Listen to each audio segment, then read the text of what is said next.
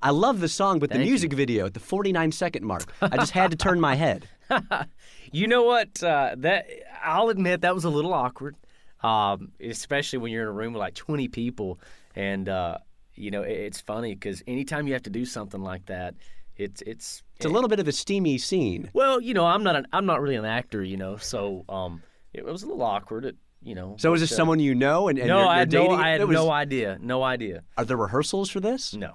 You just go for it. Just go for it. How cool is that? Yeah. Wow. So tell me about Clockwork. What are you thinking about when you're singing it? You know what? I remember first hearing this song, and for me, I heard the melody, and I love the melody. And a lot of times, as an artist, that's really what catches me first is the melody.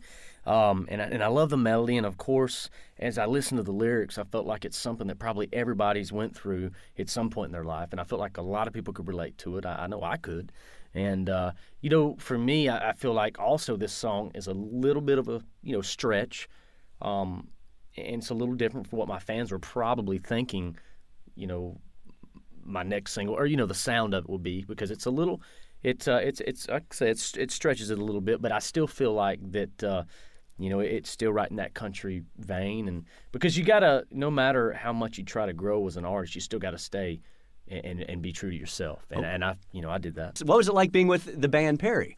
They're a great group of people. We toured all over the place, and especially we actually went to Canada in the middle of January. And that's the coldest I've ever been in my life. Did you go ice fishing? I did not. I stayed on the bus most of the time. It's one of those things, anywhere you went up there, obviously you get off the bus, it's cold. Well, growing up in Florida, did you ever go on family vacations to cold climates? No. Have you ever been skiing? Never. Have you ever touched snow before you started? Snow. Okay. I've touched snow. And how old were you the first time you touched snow? I don't know, I was probably 12 maybe. Okay. Maybe, but man, I'm a Floridian, man. I like the hot weather. So, I like here's the deal.